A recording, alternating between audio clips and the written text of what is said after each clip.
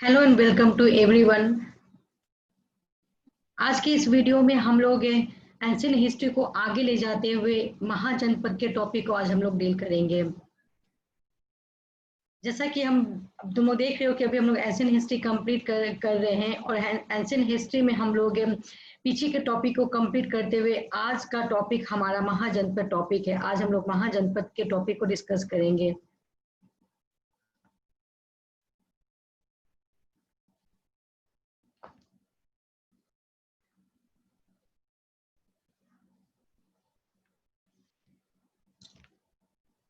इसमें महाजनपद के बारे में पढ़ेंगे। इसका पीरियड तुम महाजनपद का पीरियड तुम इसको देख सकते हो। The period of the Mahajanapada is from 500 to 500 BC।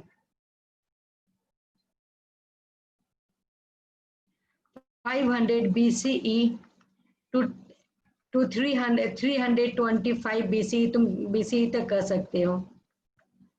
इसका पीरियड यहाँ से यहाँ तक के है। इसको आगे अब महाजनपद टॉपिक को स्टार्ट करने से पहले हम थोड़ा पीछे के टॉपिक को भी देखते हुए यहाँ पर आते हैं कि महाजनपद कैसे डेवलप हुआ। जैसा कि तुम देखे थे कि हम लोग अभी एंशियंट हिस्ट्री डील कर रहे थे और एंशियंट हिस्ट्री में तुम लोग देखे थे कि हम लोग ओरिजिन पीरियड से स्टार्ट किए थे। हम लोग ओरिजिन पीरियड से स्टार्ट किए थे जिसको कि स्टोन एज कहा जाता है। जिसको कि स्टोन एज कहा जाता है 5 लाख ईयर्स अगो। इसका पीरियड बताया जाता है 5 lakh years ago and stone age continue from 5 lakh years ago to 2500 BCE तक। स्टोन एज का पीरियड बताता है 2500 BCE तक स्टोन एज का पीरियड रहता है। इसके बाद स्टोन एज से बढ़ते हुए 2500 से यहाँ पे वैदिक एज आ जाता है। इंडस वैली सिविलाइजेशन आ जाता है, इसको कि हम लोग डिस्कस कर चुके हैं।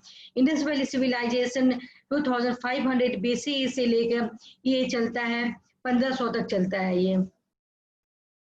फिर इसके बाद 1500 से लेके यहाँ से फिर वैदिक एज आ जाता है। यहाँ पर वैदिक एज आ जाता है। वैदिक एज यहाँ आ जाता है और वैदिक एज चलता है फ्रॉम 1500 टू 500 तक। यहाँ पर वैदिक एज आ जाता है। और पीछे हम बता चुके हैं दैट वैदिक एज में भी 2 तरह का होता है, अर्ली वैदिक एज एंड लेटर वैदिक एज। और यहाँ से 500 से यहाँ पे महाजनपद स्टार्ट हो जाता है। महाजनपद स्टार्ट हो जाता है और इसी टाइम महाजनपद के टाइम ही रिलीजियस एक्टिविटीज का भी डेवलपमेंट होता है। कई धर्म सुधार आंदोलन होता है जिसमें बुद्धिज्म और जैनिज्म निकल के आते हैं, जिसमें बुद्धिज्म और जैनिज्म का भी डेवलपमेंट होता है। महाजनपद 500 के टाइम पे ही बुद्धिज्म और जैनिज्म का ही डेवलपमेंट होता है। और साथ ही साथ बुद्धिज्म और जैनिज्म के डेवलपमेंट के साथ ही साथ इस टाइम में 500 BC के टाइम में कई बाहर से फॉरेन अटैक आते हैं। जैसे में पर्शियन आता है, जैसे में लाइक पर्शियन आते हैं और उसके बाद फिर ग्रीक जो अलेक्जेंडर है ग्रीक आते हैं। तो इस तरीके से आज का जो महाजनपद टॉपिक है, इस महाजनपद टॉपिक में हम लोग देखेंगे कि महाजनपद का कैसे डेवलपमेंट होता है और साथ ही साथ यहाँ पे बुद्धिज्म और जैनिज्म कैसे उभर के आते हैं, कैसे इनका डेवलपमेंट होता है, क्यों इनका डेवलपमेंट होता है। और फिर यहाँ पे इसी टाइम में जो फॉरेन इन्वेजन होते हैं पर्शियन ग्रीक और भी कई फॉरेन इन्वेजन के द्वारा, उसको हम लोग डील करेंगे। तो ये महाजनपद जब हम लोग महाजनपद पढ़ रहे हैं तो ये सवाल उठता है कि महाजनपद कैसे बना, क्या क्या है महाजनपद। तो जैसे कि हम लोग वैदिक एज में हम लोग देखे थे, हम लोग वैदिक एज में यहाँ पे देखे थे कि हम लोग वैदिक एज में लेटर वैदिक एज में हम लोग देखे थे कि लोग उसका सोसाइटी में हम लोग देखे थे कि कैसे लोग फैमिली में लोग रहने लगे थे। फैमिली के बाद लोग विलेज डेवलप करने लगे थे। विलेज के बाद फिर डिस्ट्रिक्ट डेवलप हुआ था और डिस्ट्रिक्ट के बाद जन डेवलप हुआ था। डिस्ट्रिक्ट के बाद यहाँ पे जन डेवलप हुआ था और जन का जो किंग था वो राजन कहलाया जाता था। जो जन का जो किंग था वो राजन था। और यहाँ पे जन में जब जन क्रिएट होने, जब जन बनने लगा तो यहाँ पर जो राजा था उसका पावर बढ़ जाता है।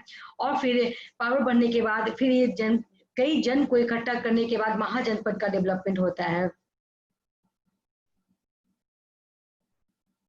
महाजनपद का डेवलपमेंट होता है। तो इस तरीके से जब कई जन दो जन तीन जन मतलब कई बड़े बड़े जन को एक साथ इकट्ठा किया जाता था, उसको महाजनपद कहा जाता था।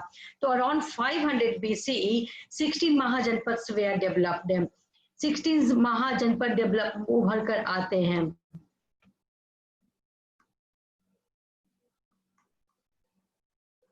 अराउंड 500 BC तक 1600 महाजनपद उभर के आते हैं, और ये मोस्टली जो है हमारे नॉर्थ पोर्शन में, ये जो इस तरफ है यहाँ से इसका मोस्टली जो महाजनपद डेवलप हुए स्टेट्स हुए हैं इसी एरिया में। यहाँ पे कई नॉर्थ वेस्ट में भी, कई नॉर्थ की तरफ से में भी तक्षशिला जैसे डेवलप हुआ था, पर जो ज्यादातर महाजनपद थे वो मैक्सिमम ईस्ट और नॉर्थ ईस्ट पोर्शन में ही छोटे छोटे बड़े बड़े महाजनपद डेवलप होकर निकले थे। इस महाजनपद में 4 जो जनपद था वो काफी शक्तिशाली निकल के उभर के आया, क्योंकि ये जो 16 महाजनपद से ये इनमें आपस में युद्ध होते रहता था। तो उस युद्ध में जो 4 महाजनपद से वो ज्यादा शक्तिशाली निकल के आते। जैसे में पहला जो था मगध, जिसको कि हम लोग आगे अभी स्टडी करेंगे, मगध। सेकंड वर्ड आता है कोसाल, थर्ड में आता है अवंती एंड वत्स। ये 4 महाजनपद, ये जो 4 महाजनपद है इसका डेवलप ये बड़ा बन के निकल के आता है। और उसके बाद फिर ये चारों महाजनपद में आपस में मैट्रिमोनियल रिलेशन भी बनता है, और साथ ही साथ इसमें आपस में कन्फ्लिक्ट भी होता है, युद्ध भी होता है। और उसके बाद ये जो इसका जो ये जो तीनों महाजनपद है ये डिफीट हो जाता है, और ये जो मगध एम्पायर, ये जो मगध है ये एक बहुत बड़ा अपना साम्राज्य बनाता है, एक बहुत बड़ा एम्पायर बनाता है। जो मगध है, जैसे कि हम लोग मगध एम्पायर बोलते हैं, मगध है तो ये मगध ही सबसे बड़ा एम्पायर बनाता है। यहाँ पे अवंती था, यहाँ पे ये अवंती का पोजीशन है। यहाँ पे वत्स यूपी के पास है, जो आज का जो यूपी है वहां पर ये अवंती था। तो कहा जाता है कि वत्स और अवंती में मैट्रिमोनियल अलायंस होता है, लेकिन बाद में अवंती डिफीट कर देता है, वत्स को डिफीट कर देता है, और उस तरीके से यहाँ पर मगध का यहाँ पे साम्राज्य था। और जो कुशाल था, ये कुशाल का साम्राज्य कहा जाता है कि अयोध्या के पास था। ये भी कहा जाता है कि कुशाल का जो कैपिटल था वो अयोध्या माना जाता है। तो इस तरीके से ये जो 4 महाजनपद से, ये जो 4 महाजनपद थे इसमें आपस में इसके साथ इसका मैट्रिमोनियल अलायंस हुआ था। और क्योंकि मगध का जो राजा था बिंबिसार की बेटी और कोसाल का बेटा के साथ इसका विवाह हुआ था, लेकिन बाद में फिर कोसाल कमजोर पड़ जाता है और मगध उस पर अपना साम्राज्य बना लेता है। साथ ही साथ और भी टाइम पास होने के साथ साथ मगध है ये चारों को भी डिफीट, ये दोनों को भी डिफीट करके मगध ये तीनों को डिफीट कर देता है, और फिर ये अपना बहुत बड़ा साम्राज्य बनाता है। मगध एम्पायर के रूप में ये साम्राज्य बनता है। और मगध एम्पायर ऐसे ही नहीं बहुत बड़ा एम्पायर बनता है, इसमें कई डायनेस्टी आते हैं। तो इसको आगे हम देखते हैं कि Magadha dynasty of Magadha empire.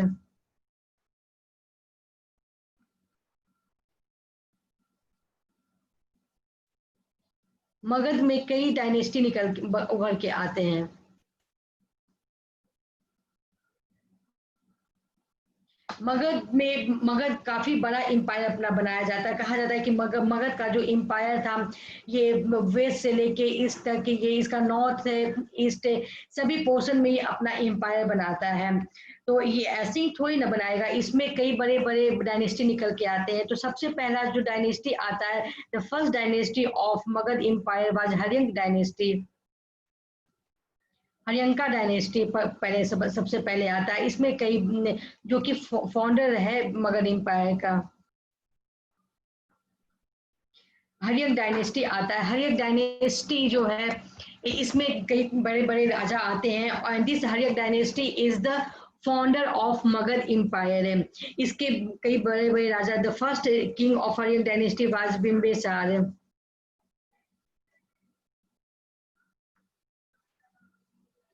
Bimbisara इसका सबसे पहला राजा है। Who was the founder of, ये Bimbisara was the founder of Magadha empire. Haryanka dynasty में सबसे बड़ा जो राजा निकल के आता है Bimbisara was the founder of Magadha empire. उसके बाद इसका बेटा अजात शत्रु आता है। अजात शत्रु उसके बाद उदयहीन है।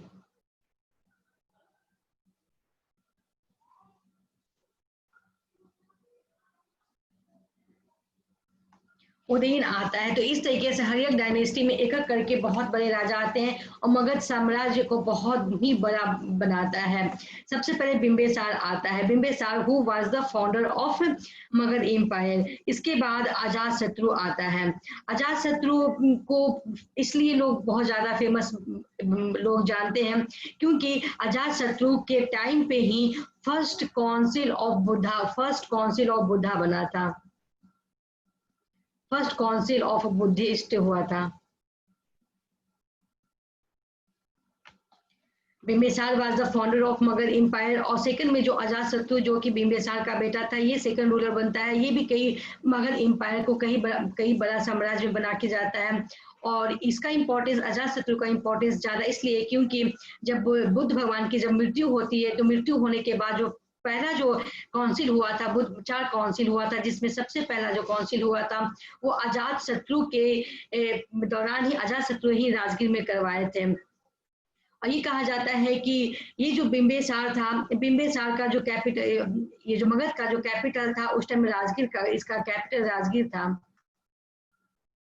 और राजगीर, ये कहा जाता है कि राजगीर के कैपिटल होने की वजह से ही इस रीजन में मगध का डेवलपमेंट होना ही सबसे बड़ा रीजन था इसके डेवलपमेंट होने के कारण। क्योंकि राजगीर का जो लोकेशन था, ज्योग्राफिकल लोकेशन था, इसके ज्योग्राफिकल लोकेशन के वजह से ही मगध अपने आप को इतना बड़ा साम्राज्य बनाने में योगदान अपना करता है। क्योंकि राजगीर एक ऐसा जगह था, ज्योग्राफिकली ऐसी जगह पे था जहाँ पे कई माउंटेन और हिल्स थे जो कि फॉरेन इन्वेजन को आने से रोकता था। ये 3 साइड से राजगीर जो है, ये 3 साइड से माउंटेन से घिरा हुआ, हिल से घिरा हुआ है, जिसकी वजह से फॉरेन इन्वेजन यहाँ तक के मगध तक आते थे, लेकिन यहीं तक इनका स्टॉपेड हो जाता था। यहाँ पे इस तरीके से झेलम या फिर इस तरीके की नदियों के पास ही इसका स्टॉप हो जाता था।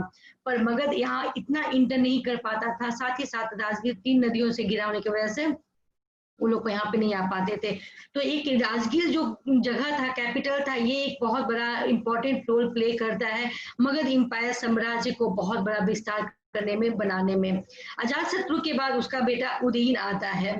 उदयन आता है जो कि उसके बाद ये जो उदयन था, ये ही has shifted the capital of Magadha from Rajgir to Pataliputra.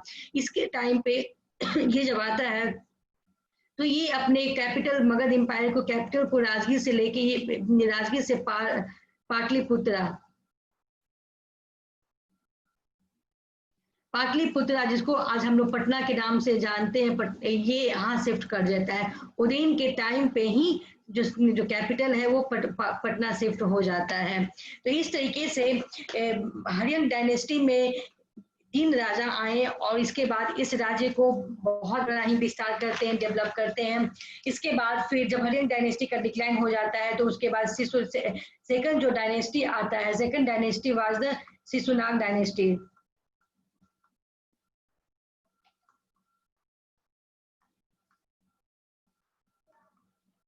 Shishunaga dynasty आता है और इस डायनेस्टी में 2 बड़े राजा आते हैं। First one is Shishunaga. Shishunaga खुद ही एक बहुत बड़ा जो कि स्टार्ट किया था शिशुनाग डायनेस्टी। उसके बाद जो दूसरा राजा इसमें शिशुनाग डायनेस्टी में आता है, ये वो काल अशोक करके आता है। जो कि काल अशोक को इसलिए लोग ज्यादा जानते हैं क्योंकि काल अशोक के टाइम पे सेकंड बुद्धिस्ट काउंसिल हुआ था। First Buddhist council was done at the time of Ajatashatru and the second in the Rajgir. और सेकंड जो हुआ था बुद्धिस्ट काउंसिल वो काल अशोक के टाइम पे हुआ था। इसलिए काल अशोक का भी बहुत बड़ा ही इंपॉर्टेंस इसमें बुद्धिस्ट काउंसिल में रखा जाता है। ये सेकंड डायनेस्टी मगध में आता है, ये बहुत बहुत ज्यादा नहीं चलता है। इसके बाद फिर कई और डायनेस्टी आते हैं। इसके बाद फिर आते हैं नंद डायनेस्टी। मगध एम्पायर में जो उसके बाद का जो डायनेस्टी आता है वो नंद डायनेस्टी आता है। नंद डायनेस्टी बहुत ही बड़ा रोल प्ले करता है मगध साम्राज्य को बनाने के। और इसके बाद है नंद डायनेस्टी जो कि लास्ट डायनेस्टी होता है मगध एम्पायर का। इसमें जो नंद डायनेस्टी का जो फाउंडर होता है वो महापद्मानंद थे।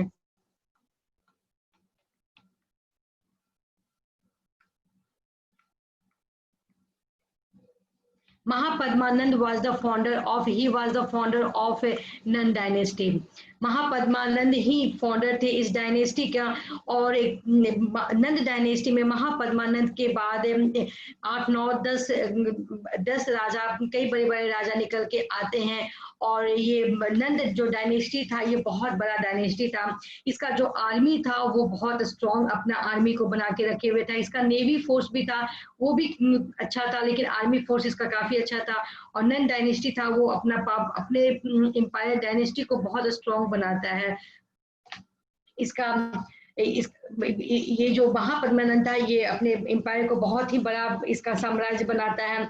और ये भी कहा जाता है, महापद्मानंद के बारे में कहा जाता है, उड़ीसा में एक इंस्क्रिप्शन है, उड़ीसा में एक हाथी गुफा,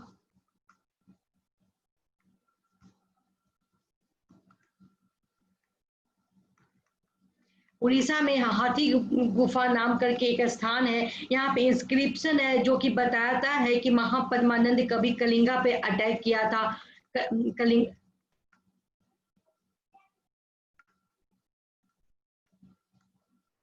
जिसमें ये बताता है कि महापद्मानंद कभी कलिंगा पे अटैक किया था और उस पर अपना साम्राज्य स्थापित करता है। ये हाथी गुफा जो इंस्क्रिप्शन ये हमें बताता है। क्योंकि हिस्ट्री जो है वो तो सोर्सेज और के सोर्सेज के आधार पर पढ़ा जाता है, तो ये सोर्सेज से पता चला है कि महापद्मानंद कभी यहाँ पे कलिंगा पे अटैक किए थे और ये इस पे अपना साम्राज्य बनाए थे। फिर उसके बाद महापद्मानंद करके कई राजा आए और जो लास्ट राजा था जो Dhanananda was the last ruler. जो नंद डायनेस्टी का जो लास्ट रूलर था वो धनानंद। जो इसके बाद कई राजा आए, लेकिन उसके बाद जो लास्ट जो राजा था वो नंद डायनेस्टी का वाज द धनानंद।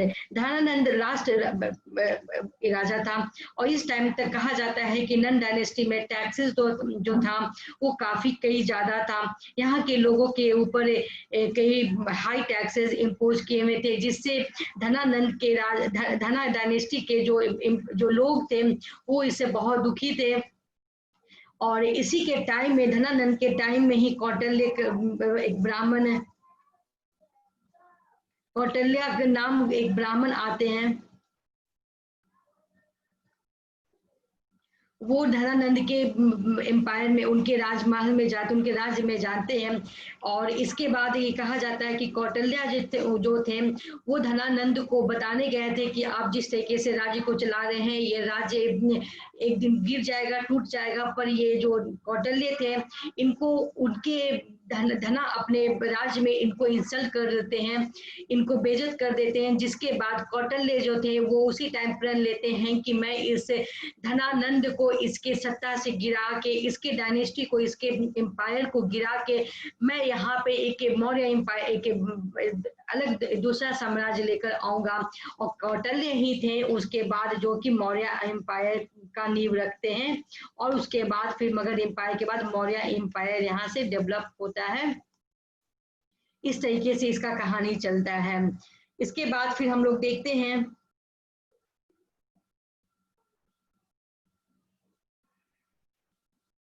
तो ये मगध एम्पायर का इस तरीके का ये स्टोरी चलता है, कहानी चलता है कि कैसे इसका शुरुआत होता है और कैसे इसका डिक्लाइन हो जाता है।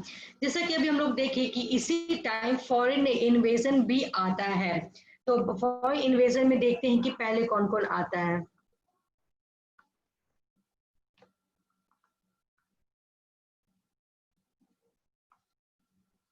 मगध इसी टाइम इसका ये जो था 500 के लगभग में ही इंडिया के ऊपर बाहरी आक्रमण होता है, फॉरेन इन्वेजन होता है।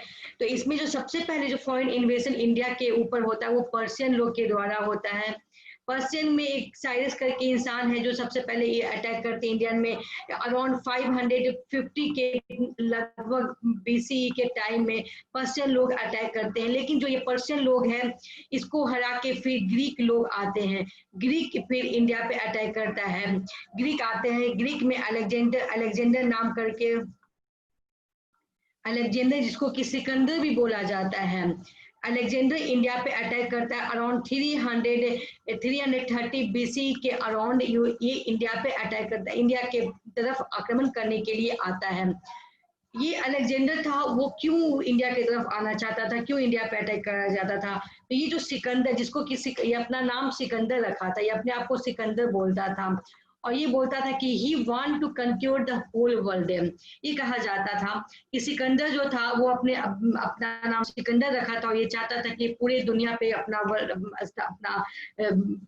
अपना एम्पायर को स्टैब्लिश करे, जोग्राफिकल एक्सपैंड करे। इसलिए ये जीतना चाहता था, अपने जोग्राफिकल रीजन को बढ़ाना चाहता था और इस कारण से वो इंडिया में आता है। ये मानता था कि यहाँ पर जो इंडिया है, इंडिया यहाँ तक, इसके बाद यहाँ पे समुंदर है और इस तरीके से यहाँ पे समुंदर है और ये यहाँ तक जीत लेगा तो वो इंडिया के भी पोर्शन को भी अपने जोग्राफिकल को एक्सटेंड करेगा। पर ऐसा थोड़ी ना, इसके बाद तो लैंड है, पानी तो यहाँ पे बे ऑफ बंगाल तो यहाँ है, बे ऑफ बंगाल तो यहाँ है। तो पर इसे लगता था कि मैं यहाँ तक जीत के पूरे वर्ल्ड को कंक्योर करूंगा, पर ये ऐसा कर नहीं पाता, ये हार जाता है। क्योंकि जब वो इंडिया की तरफ आता है तो यहाँ पे तकसीला, यहाँ पे इसका जब इस यहाँ से ग्रीक से जब यहाँ से जब इंडिया लैंड रूट से आता है तो सबसे पहले ये अम्बी नाम के रूलर के साथ इसका युद्ध होता है, जो कि ये तकसीला के रूलर थे।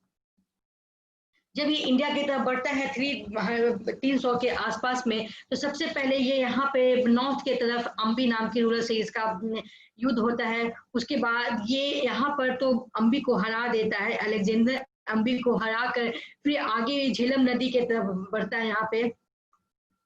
और इस नदी के पास, झेलम नदी के पास से पोरस नाम, पोरस एक यहाँ पे एक राजा था पोरस, जिसका एम्पायर, जिसका स्टेट यहाँ पे था।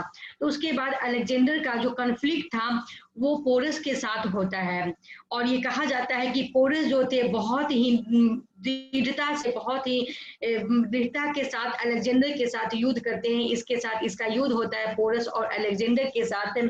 और ये कहा जाता है कि पोरस बहुत ही हिम्मत से इसके साथ युद्ध करते हैं और अलेक्जेंडर इसमें हार जाता है और पोरस इसमें जीत जाता है। इसके बाद ही पोरस बहुत ही फेमस होता है, पोरस उसके बाद बहुत फेमस हो जाता है। और अलेक्जेंडर, ये कहा जाता है कि इसके बाद अलेक्जेंडर यहाँ से वो लौट जाता है, फिर वो आगे के तरफ इंडिया में वो आगे नहीं बढ़ता, यहीं से वो लौट जाता है। पर फिर वो अपने जाने के टाइम इसका यहाँ पे कुछ अपना एक इसका एम्पायर था, यहाँ पे अपने एक सेनापति उसका था जिसका नाम था सेल्यूकस निएक्टर। सेल्यूकस निएक्टर नाम के उसका एक सेनापति था जिसका नाम था सेल्यूकस निएक्टर।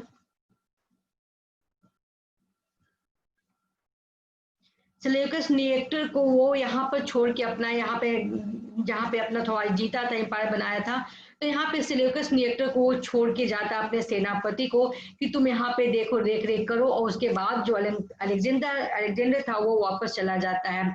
और ये जो सेल्यूकस निएक्टर ये अराउंड 326 BCE के अराउंड यहाँ पे ये आता है, इस रीजन पे आता है और उसको इसका देख रेख करने के लिए छोड़ दिया जाता है। पर यहाँ पे मगध में क्या हो रहा था, इसके पीछे मगध में क्या हो रहा था कि जैसा कि अभी हम बताएं कि धनानंद जो था लास्ट रूलर था, वो कौटिल्य को इंसल्ट करते हैं और कौटिल्य उस टाइम ये निश्चय लेते हैं कि मैं इस धनानंद को सत्य से हटा के मैं यहाँ पे नया राज्य स्थापित करूंगा मौर्य नाम से। और उसके बाद यहाँ पर मौर्य एम्पायर स्टार्ट हो जाता है यहाँ पे चंद्रगुप्त नाम करके। अराउंड 325 के टाइम में चंद्रगुप्त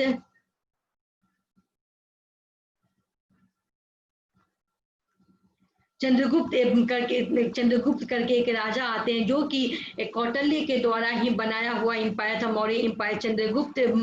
चंद्रगुप्त मौर्य आते हैं और इसका सेल्यूकस निएक्टर और चंद्रगुप्त के बीच में युद्ध होता है, कॉन्फ्लिक्ट होता है, जिसमें ये आगे इसके बाद फिर हम लोग देखेंगे चंद्रगुप्त का युद्ध होता है। और फिर ये जो मगध जो महाजनपद टॉपिक है ये इसमें आज इतना ही रखते हैं। आगे इसमें जो धर्म सुधार आंदोलन जैसे कि बुद्धिज्म और जैनिज्म हुआ है वो एक पहले, इसके बाद का जो वीडियो है बुद्धिज्म डिस्कस करेंगे, उसके बाद जैनिज्म डिस्कस करेंगे और फिर इस तरीके से एंशिएंट हिस्ट्री का टॉपिक वाइज टॉपिक हम कंप्लीट करेंगे, ताकि आप लोगों को अगर एक साथ हम लंबा वीडियो डालेंगे तो आप लोग को एक समझने में उसमें कठिनाई होगी। इसलिए हम एंशिएंट हिस्ट्री को पार्ट बाय पार्ट उसको पार्ट बाय पार्ट करके आपको एक्सप्लेन करेंगे और आपको दिखाएंगे, इसमें डालेंगे, ताकि आप लोगों को बहुत आसानी से हर एक एंशिएंट हिस्ट्री में कैसे कौन से पीरियड में कौन आया, कैसे इसके डिक्लाइन हुआ, इसके बाद कौन आया, इसको समझने में काफी आसानी होगा।